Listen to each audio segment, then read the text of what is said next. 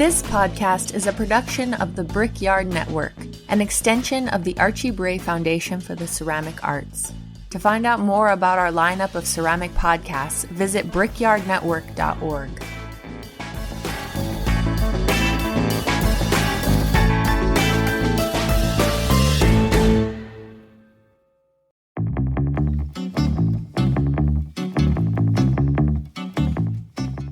Hey, this is Erin with Cornell Studio Supply, located in the gem city of Dayton, Ohio. As a proud sponsor of this episode and the Brickyard Network, we are happy to help you with all your pottery and ceramic sculpture needs by providing the best customer service and world-class workshops. Visit CornellStudioSupply.com for 20% off the largest ceramic book selection of all time. At Cornell Studio Supply, we are owned and operated for potters, by potters. Today's episode is brought to you by the Rosenfield Collection of Functional Ceramic Art. The collection exists as an online source for research and inspiration, featuring photos of thousands of objects made by over 800 artists. The images are high quality and can be used with no permission required, making them a great resource for students and teachers. To find out more, visit www.rosenfieldcollection.com.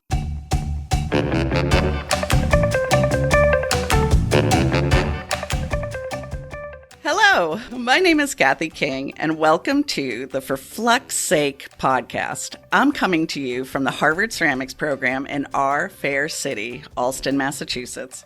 I'm here with Rose and Matt Katz of the world-famous Ceramic Materials Workshop, and they are ready to answer your burning questions about clay and glaze.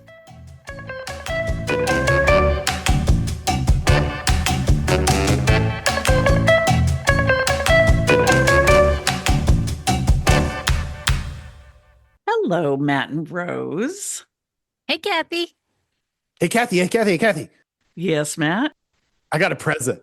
Who gave you a present? Well, Rose gave me a present because she's awesome. Of course. Oh, my goodness. All right. Tell all. What is it? So check this. Okay. So, we spent a lot of time online, and I got a desk and all sorts of fancy things. And last year I got into the keyboard thing. Now, most people here, they're just here for the ceramics thing. They don't care about nerdery. But on the internet, like, the type of keyboard that you use is a really big deal. Oh, yeah. Like, people have like retro old, retro, not for me, but old school keyboards. Right. They're mechanical switch keyboards. So like most modern keyboards, there's no tactile nature to it, right, just sort of buttons that are underneath it. And old style keyboards that would go like click, click, click, click, click, click, click. They had physical switches. You're literally pushing a piece of metal down. Yeah, you got to put some sweat into that. Kathy, you got to put some thwack into it. Ooh. This is the word. The keyboard people are looking for thwacky keyboards. They care about. Yes. Oh my God. Yes. What did I give you? Oh my God. Well, no. So I built a keyboard last year because I type a lot. Like that's really a lot of my job is writing. So I built this keyboard, and I have ergonomic problems and all that. But I had found out. So one of the things when you build your own keyboard is that you get keycaps. So the literal thing that you're touching, that's got all the letters on it, those are the keycaps.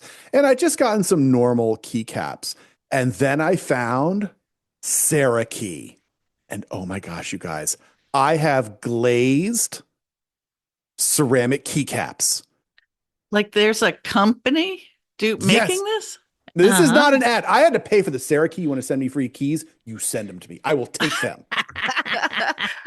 And is it C-E-R? How do you spell that? Cerakey. And see here, I'll hold it up on camera. We'll post it on the website so everybody can see them. But my keys look like crazed celadons. They're crazed too. Wow. So they've got all the little cracks, and they're light blue, and they're so cool. Does it enrage you when you see the crazing that somebody couldn't adjust that celadon to fix that? It fit. Wow, that is a philosophical question. So, what's the line, Rose? What was the tile? It's It's crackle. If you don't like it, it's crazing. Right. It's crackle. Yeah. It's a crackle. Yeah, you must have a Crackle hard time in finish. museums, man, when you look at it. All I'm saying is people in the past were bad at everything. Wrong. But Wow. I will give it its aesthetic appeal. And it's very, but they are, I don't think they're clay. The keycaps themselves are actually really light. I was afraid of it being heavy because I'll often pick up my keyboard and put it on my lap. So I was afraid of being really heavy. They're not. They don't weigh anything. I think they're probably zirconium keys, but they are totally glazed with a crazed light blue glaze. They look like a celadon. I think it's probably copper, and I think it's probably zircon, not porcelain. But they are semi-translucency. It's light in here. You can't see it, but at night you can see like my keyboard is backlit, so it makes colors and stuff. And so it's translucent, so you can see the backlighting colors through the keys. Wow. Crazy. Wow. Now, producer Ben, are you going to get a low fire version? Have you looked? I'm going to request one for sure. Sarah Key, listen up. They're pretty affordable. I just looked it up and it's not, I was thinking like $300 or something. And they're not that. You could easily buy this. I guess you have to buy the keyboard. Rose isn't going to spend $300 on him. Definitely not for his walk that I have to listen to every now and then.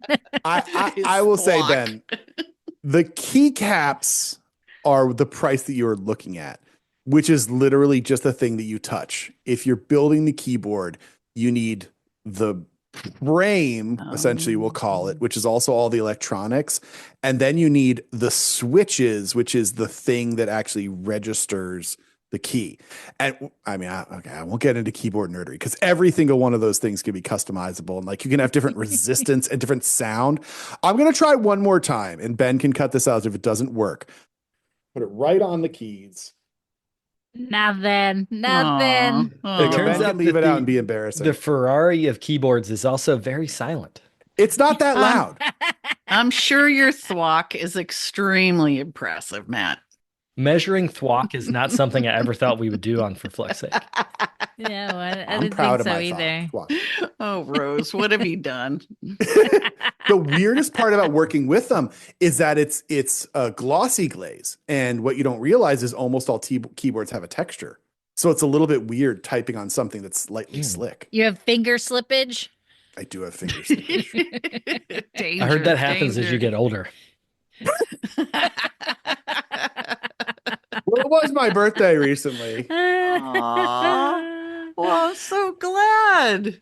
It's fun. And for the keyboard, I know I have talked to some people in the ceramics community who are also keyboard nerds. It's not just me. There are dozens of us.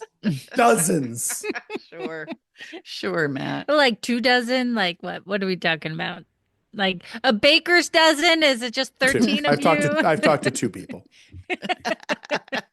But if you are a ceramic nerd and a keyboard nerd, I like the ceramic keys. They're pretty nice. So thank you, Rose. Oh, that is so sweet. All right, let's do our jobs, people. We have so many great questions to get to. So let us start with one from Nick from North Carolina. And Nick has a question about Cristobalite. Oh, goodness. Hey, for Flux Sake, this is Nick from North Carolina. I was reading Peter Sonjan's article about Cristobalite formation and kind of ended up a bit more confused than when I started. And I was hoping that you could give us a bit of a rundown of your takeaways on what we should know about Cristobalite and quartz inversion and formulating clay bodies. Thanks so much. Oh, that's a good question. That's a leading question. It is a leading question. But thinking back, like when I was a student and had my raw materials class, like they mentioned quartz conversion and like how you need to go slow through it, up and down. But they never, ever mentioned Cristobalite. And I didn't realize You had a different teacher than I did because I got Cristobalite fear beat into me. Yeah, so I don't know too much about cristobalite until later on, like doing more research and reading and things like that. But it's not mentioned that much. But then when we started to do our commercial clay profiling, we started to see it a lot more, right? In specific circumstances. And it's been pretty interesting. We see it more in stonewares, which is not Exclusively in stone. yeah, which is not usually like you wouldn't normally see it in stonewares. So I think, and I have not read the article that Nick is referencing, so I don't know what exactly is said in the article, so I can't reference that. But it is something that I was always told to be afraid of in all clays, and especially in porcelains and all of that. So we take a step back. So cristobalite, silica, right, is the major component in our glazes, yes, but also in our clay bodies. And we add it because when you heat silica, you hopefully, theoretically, turn it into a glass. And that's why we get glassy glazes and our clay bodies are vitrified. Those are glassy too. Well, silica, if it doesn't melt, stays silica. And silica melts at an insanely high temperature. That is part of what silica does, is that its natural melting temperature is insanely high. 1700 degrees Celsius, whatever that is in Fahrenheit, cone 32. That's when silica naturally melts. And so the theory is, what people say cristobalite is that silica, if you fire it hot enough, it will change its physical structure into this type of silica. It's still silica. It hasn't become not silica, but it's become a molecular structure of silica that is slightly different, called cristobalite. And cristobalite has a bit of a problem. Cristobalite has a very, very high thermal expansion bump at very low temperatures. Okay. And what that means theoretically is that if you are coming down in your firing, in the cooling, that at low temperature, around 200, let me find my note. Where is it here? Here we go. At 226 degrees Celsius, which is 400 something F, that cristobalite goes from what's called its beta form, which is one chemical structure of it, to its alpha form, which is a different chemical structure of it. And when it goes from beta to alpha, its thermal expansion drops, and it drops suddenly. Okay.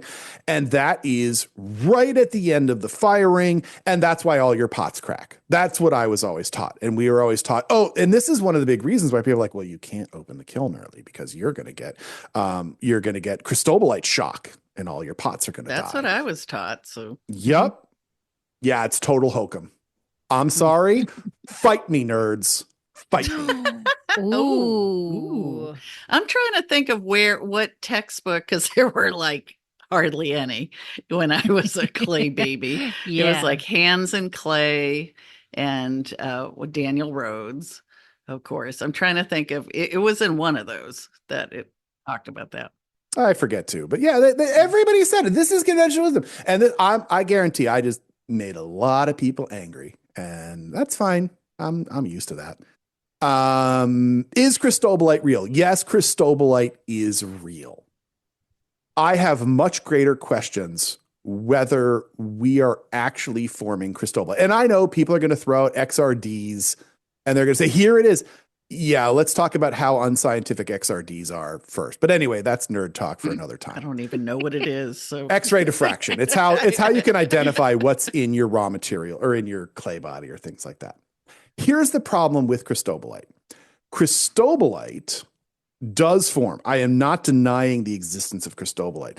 The problem is that cristobalite formation occurs at 1470 C.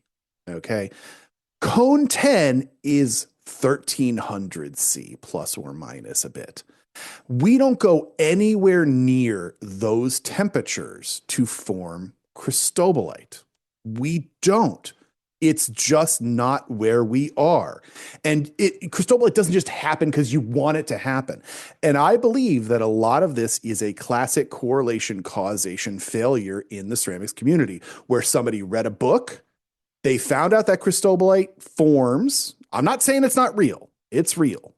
And then they go, oh, well, cristobalite, that's why all my pieces crack, because it's now the boogeyman. It's the monster that they came up with, but they didn't bother to read that, oh, it happens at 1470 C. And okay, so let's go through some of the logic behind this.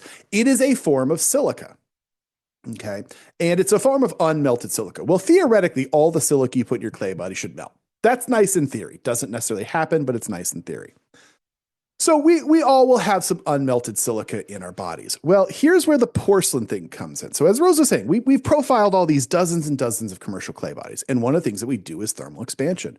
And when you do a thermal expansion analysis, you would see a change in thermal expansion at that 226 degrees Celsius. Like you would see like a bump in your thermal expansion curves. And you would see it in bodies that theoretically have a lot of unmelted silica. Do you know what bodies have the most unmelted silica? Anybody? Bueller? Porcelains do. Porcelains have a massive amount of silica added to them. And not a single porcelain that we have run of the dozens and dozens of bodies has had anything that resembles a cristobalite bump. Not one. Okay, so first order of real world evidence. Secondly, as I say, and this is anecdotal, y'all hearing me about how hot I go in the kiln. I never have anything die because of what I would consider a cristobalite failure, ever. No. The next thing is, as Rose is saying, the fascinating thing that has blown me away is we have found 8 clay bodies in our profiling that have had something that looks like a cristobalite hump. And every single one of them was a stoneware. And stonewares are known for having almost no added silica to them. It is not uncommon to not add any silica to a stoneware.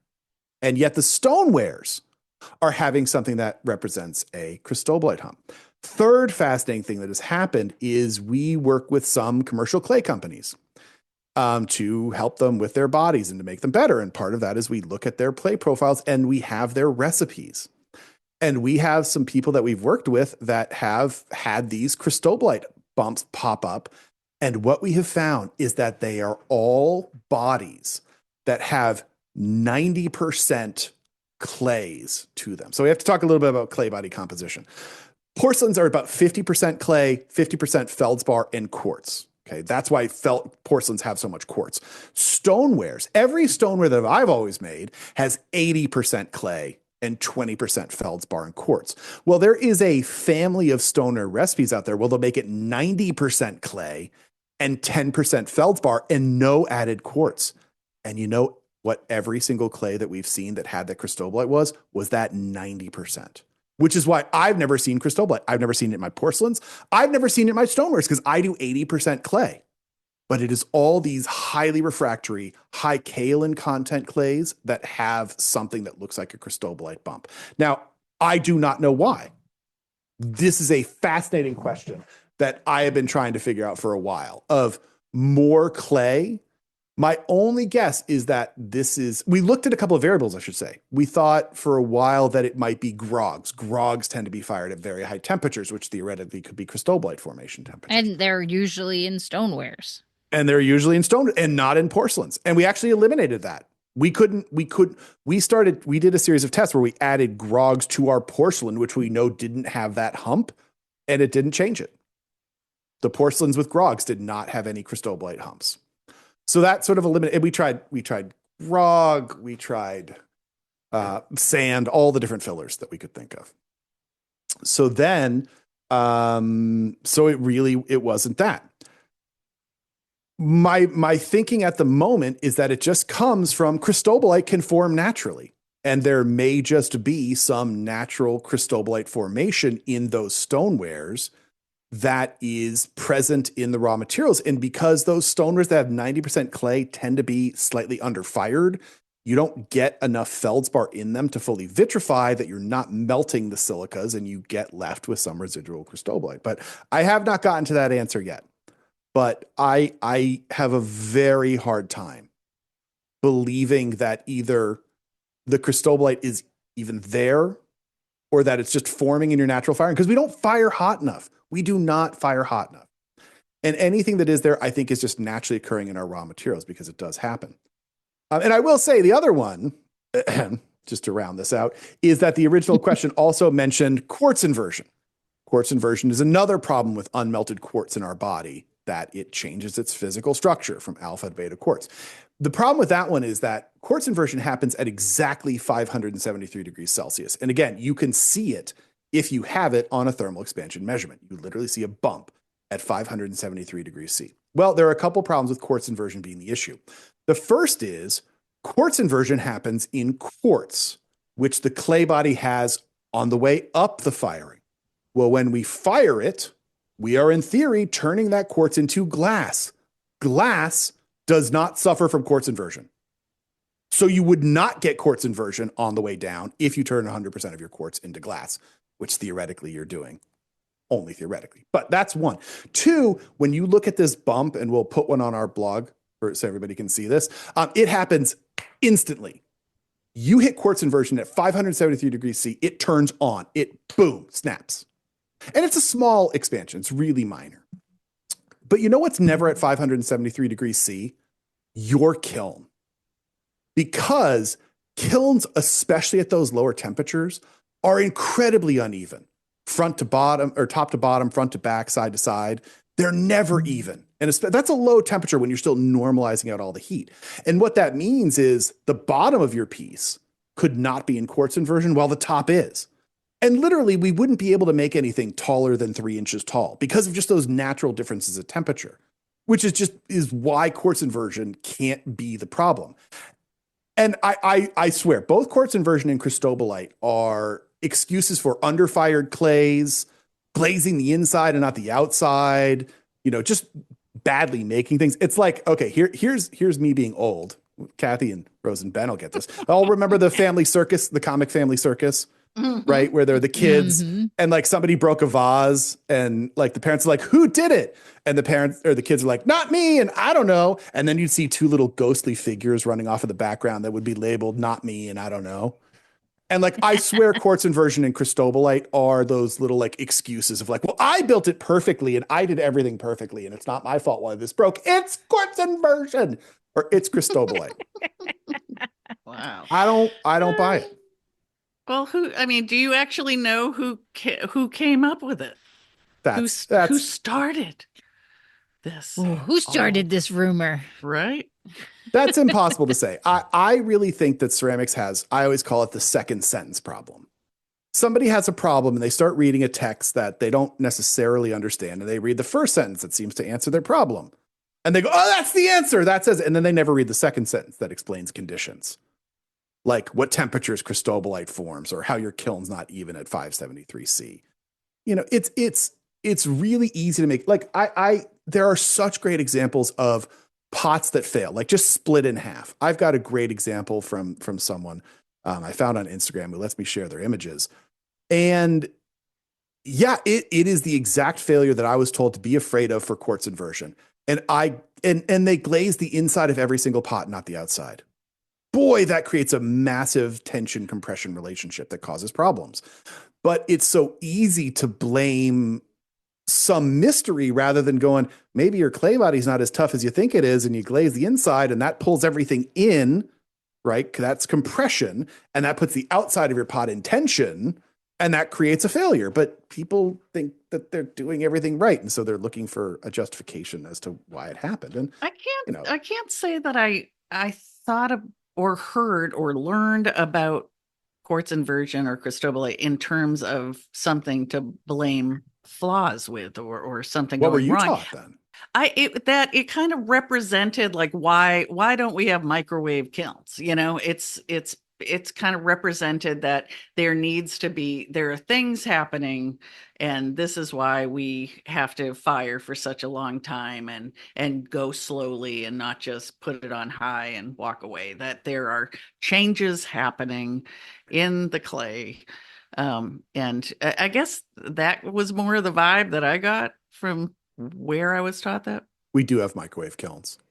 Well, I know. Some of the ceramic engineering professors in Alfred would take pottery from the art students and fire it in their microwave kilns. I'm not talking about the little thing you put in your home microwave that spins around that you can buy on eBay. I'm talking about like real microwave kilns. You can do it. I was just talking with a friend about this morning. The amount of information that we have in our lives can be a little bit scary when we're talking about things. And I always think what I was talking with my friend about was electric kilns. You know, back in the day when we had knob-based electric kilns, right? You turn it on 1 and you let it sit for an hour and hopefully you remember, then you turn it on 3 and you let it sit for an hour. We have no idea what the heating rate of that was. You didn't have a thermocouple in there. It was just going and the pots came out. But then as soon as we got computer controls and screens and thermocouples that were telling us the temperature at that point, I think people started to freak out about how fast something was versus just getting the firing done. And is it analysis paralysis? You got it. Analysis paralysis.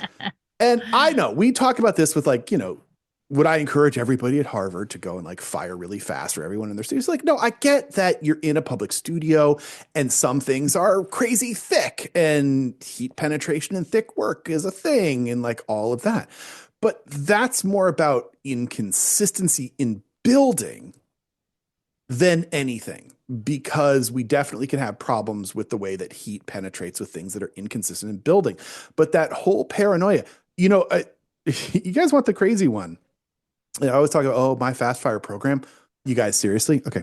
Go get your Bartlett kiln controller manual and look at the medium electric firing. It is basically my fast firing, slightly slower, and with 4 hours of holds to drive off water under 100 degrees C 212F. It's not much slower than mine. One has that, you're saying? Just has the holds, the longer holds than yours. At the beginning, the reason why their firing takes 8 hours is because they've got 4 hours of letting things dry. And then the actual firing is only about 4 to 5 hours. And everybody hears my program and it's like, I fire fast. And they're like, oh my gosh. You're firing at the same speeds I am, everybody, or pretty darn close. But everybody, I think they get paranoid because I know this is why kiln gods exist, right? There's such an act of faith, right? But in ceramics, you put something in the box and the box get hot and you hope it turns out okay because you don't have any control over it, right? And you hope it works out okay. And so you're trying to use every coping mechanism that you have to make sense of things and to justify failure and all these types of things. And, you know, as my parents have learned thoroughly, sometimes you're just disappointed in your children. That's what they tell me every day. Just kidding. My parents don't listen to the podcast. It's really easy to sort of use partial information and partial science to explain things. And like, boy, understand a greater concept, everybody. Ceramics suffer from unevenness. Unevenness is the number one enemy of ceramics. You built it unevenly, you dried it unevenly, you glazed it unevenly, you fired it unevenly. Said the slipcaster, yeah. All I'm saying is my wall thickness is even, Kathy. How's yours? Ouch. Mm-hmm.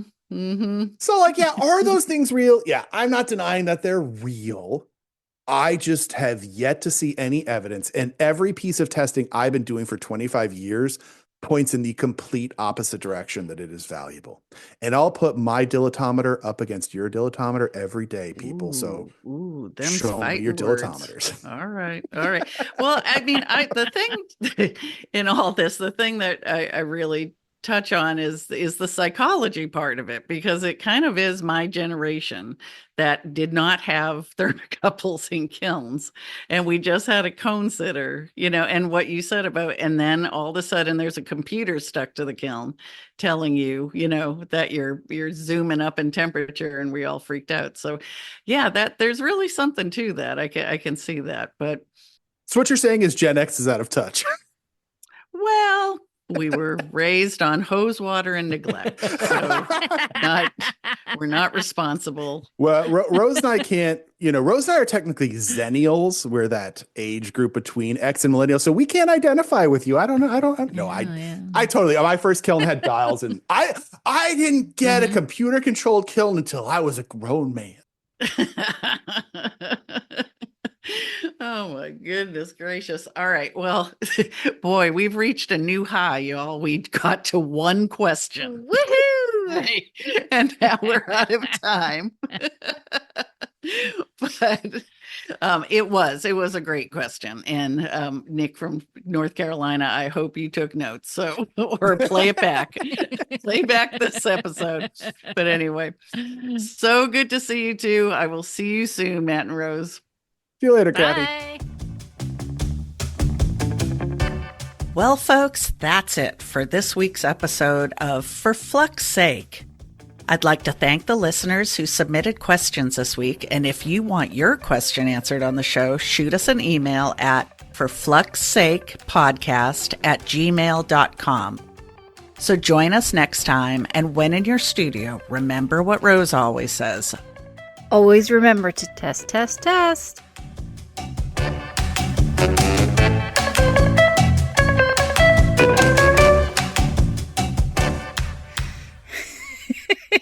This is a test of the emergency glaze system.